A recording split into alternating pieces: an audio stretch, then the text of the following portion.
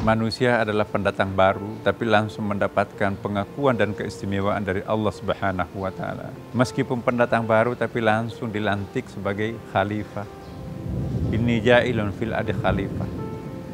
Pada saat dilantik sebagai khalifah, pada saat itulah malaikat itu langsung bertanya kepada Allah.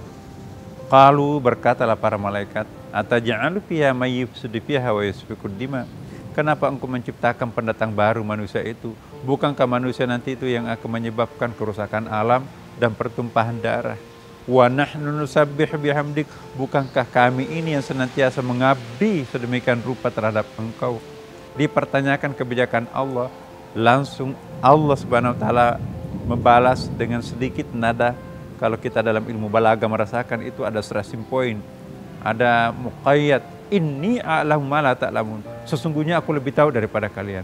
Langsung malaikat itu menyesal. Kenapa aku mempertanyakan kebijakan Tuhan? Kalau kita lihat dalam riwayat, sekian lama malaikat itu tidak disapa oleh Allah. Maka itu dalam keadaan menyesal, malaikat itu langsung melakukan pertobatan dengan cara memutari istana Tuhan Arasy. Inilah nanti kemudian yang kita tiru dalam tawaf itu.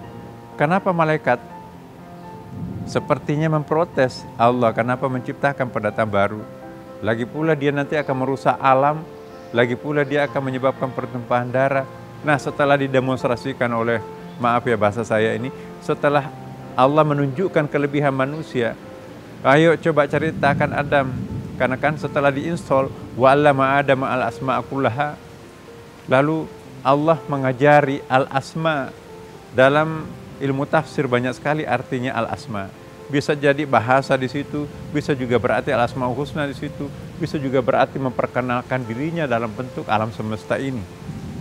Jadi kearifan yang diperoleh manusia itu melampaui semua makhluknya yang lain. Jadi manusia itu kapasitasnya dua. Di samping sebagai hamba yang harus mengabdi kepada Allah, dia juga sebagai khalifah yang harus bertanggung jawab menjadi representasi Allah untuk mengelola alam semesta ini.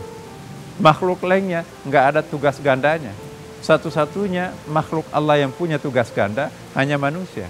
Kenapa Allah menunjuk manusia itu sebagai khalifah? Kenapa bukan malaikat?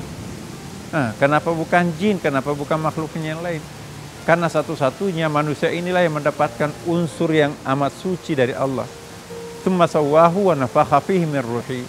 Setelah aku ciptakan bonekanya, lalu aku ciptakan nyawanya, lalu aku install ke dalamnya rohku. Yang lainnya nggak ada. Satu-satunya makhluk Allah yang diinstal, yang dipasang roh Tuhan hanya manusia. Inilah yang membuat manusia itu menjadi unggul di antara seluruh makhluknya yang lain. Karena itu para pemirsa, jangan hanya menjalani kehidupannya dengan enteng sembrono, tetapi kita juga perlu ingat dan sadar kapasitas kita itu ganda.